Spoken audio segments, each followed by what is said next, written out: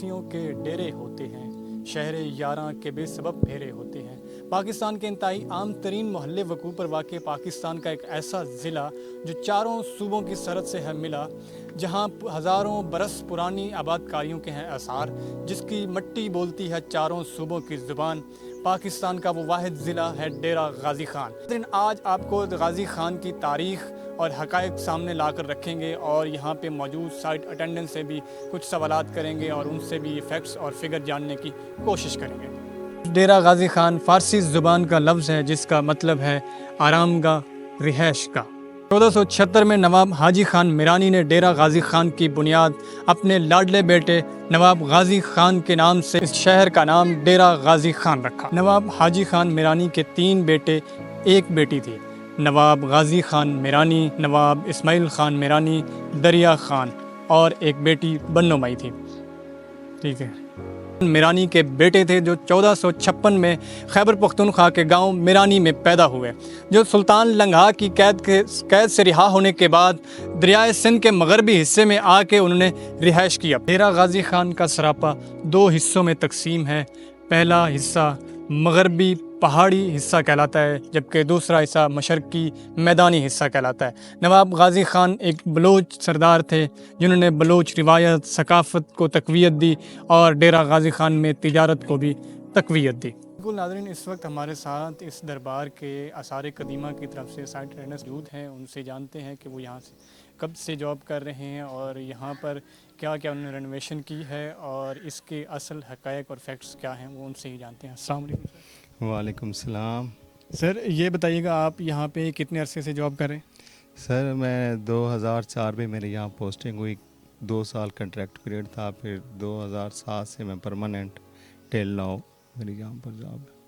اچھا، مجھے یہ بتائیے کہ یہاں پہ جب آپ آئے تو اس وقت یہاں کے دربار کے کیا حالات تھے اور کیا کیا رینوویشن کی گئی آپ کے پاس؟ سر جس وقت میں آیا تھا اس وقت تو بہت برے حالات تھے، تو یہاں جو ہے نا اصل میں مین مسئلہ یہ ہے کہ یہ دربار جو ہے یہ گریو یارڈ کے سینٹر میں ہے، تو اس کی ہائپ تیزی سے جو ہے نا اوپر آتی ہے، جس کی وجہ سے یہ اب نیچے جا رہا ہے۔ تو اس ہمارے محکمے نے 2011-12 میں اس کی رینوویشن کا کام کیا تھا، جس میں باہر جتنی بھی گریوز تھیں ہم نے ایک سیفٹی وال دی کہ ایسا یہ لیول جو ہے یہاں تک رہے اور مزید ڈگنگ نہ ہو، گریوز نہ بنے۔ اس کے علاوہ اس کی مسنگ کاشی جو تھی اوپر والی یہ کمپلیٹ کی، اندر سے انڈر پننگ ہے وہ کام ہوا، اس کی ووڈن روف جو ہے وہ بریک ہو رہی تھی تو اس کو بھی ریسٹور کیا 2011-12 میں۔ پھر 2016-17 میں ہمارا رینوویشن کا ورک ہوا، تو ہم ماشاءاللہ کافی بہتر ہیں یہاں کے۔ اچھا، میں نے جتنے بھی یہاں پہ مقبرے دیکھے، جتنے بھی ٹام دیکھے تاریخ کے، ان کے اوپر جو ہے وہ ایک گنبد نما بنایا گیا ہے۔ یہ واحد مقبرہ ہے جس کا اوپر گنبد نہیں ہے، اس کی کیا وجہ ہے؟ سر بالکل، اصل میں ہمارا مسلم کلچر ہے، اس میں گنبد لازمی بنایا جاتا ہے۔ آپ رکن عالم دیکھ لیں، شاہ سمس دیکھ لیں، ملتان کو سملر چیز چیک کریں، یہ بھی بالکل ویسے ہی سٹرکچر ہے، ہشت پہلو ہے اور اس کے اوپر گنبد ہی ہونا چاہیے تھا۔ میں بھی وقت کے ساتھ یہ بریک ہو گیا ہو، ٹوٹ گیا ہو، تو سب سے پہلے برٹش گورنمنٹ نے 1868 میں اس کو جو ہے پھر ریسٹور کیا تھا۔ انہوں نے پھر اس کے اوپر ووڈن روف ڈالی۔ یہ جو اس وقت آپ ووڈن روف دیکھ رہے ہیں یہ برٹش پیریڈ کی ڈلی ہوئی ہے، تو جس میسن نے اس کو ڈالا تھا اس نے اپنا ایک جگہ نام بھی لکھا ہوا ہے، بیامز نام تھا اس کا، اور ڈیٹ بھی ڈلی ہوئی ہے 1868۔ اس کے بعد پاکستان حکومت نے اس کے روف کے حوالے سے یا اس کی باقی جو چیزیں ہیں، چونکہ یہاں پہ جتنی قبریں ہیں وہ ساری اونچی ہیں اور یہ بالکل نیچے ہو گیا ہے، تو حکومت پاکستان نے کیا کیا ہے؟ سر اس حوالے سے جو ہے ہمارے جو انجینئرز تھے اور یہاں جو کمشنر صاحب تھے ان کی میٹنگ ہوئی تھی، تو انہوں نے ایک دفعہ سوچا تھا کہ پھر سے اس کے اوپر گنبد بنایا جائے، لیکن کیونکہ یہ کافی سارا اب زمین میں دب چکا ہے، تقریباً 10 سے 15 فٹ یہ اندر ہوگا زمین کے، تو اب اگر اس کا ڈوم بنائے وہ بہت بڑا ڈوم ہوگا اور اس کی ہائٹ اتنی نہیں بچی، تو اس وجہ سے جو ہے نا پھر ڈوم کو رہنے دیا اور اسی سٹرکچر کو پھر فالو کیا جو برٹش پیریڈ کا تھا، وہی ووڈن روف ڈالی۔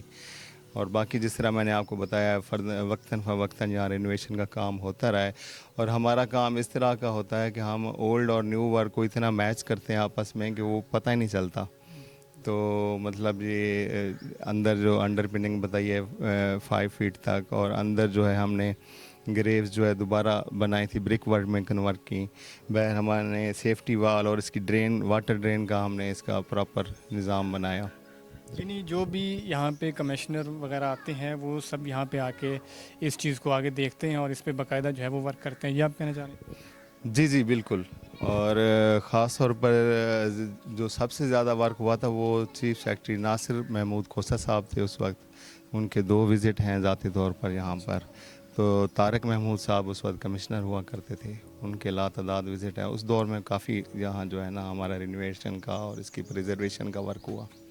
اچھا، یہاں پہ نا جو قبریں جتنی بھی ہوتی ہیں وہ چاہے دربار پہ جس سلطان کی بھی ہوں، جس ولی کی بھی ہوں، اس کی ایک تختی لگائی جاتی ہے، وہاں پہ لکھا ہوتا ہے کہ یہ کب پیدا ہوئے اور کب فوت ہوئے.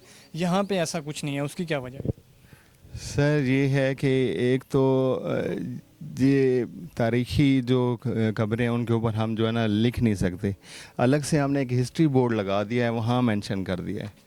تو جس طرح آپ باقی قبروں پہ دیکھتے ہیں کہ تختی لگی ہوئی ہوتی ہے، تو اس طرح کا کنسیپٹ نہیں ہوتا. مجھے یہ بتائیں کہ یہ غازی خان کا جو دور حکومت تھا وہ کس حوالے سے مشہور تھا اور کس طرح کا تھا جو آپ نے تاریخ میں پڑھا ہے؟ کیونکہ آپ یہاں پہ 2004 سے ہیں تو یقیناً آپ نے تاریخ پڑھی ہوگی، تو وہ کس طرح تھا ان کا؟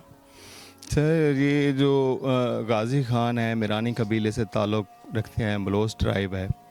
تو انہوں نے جب یہاں کی حکومت سنبھالی اس وقت یہاں جو لا اینڈ آرڈر کی سچویشن تھی بڑی ابتر تھی، ڈکیتیاں اور اس طرح کے جو ہے نا قتل و غارت گری عام تھی.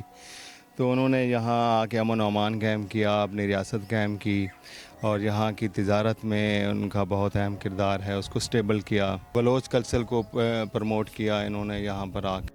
نواب غازی خان میرانی کی وفات 1496 میں ہوئی اور ان کا مقبرہ ڈیرہ غازی خان میں موجود ہے.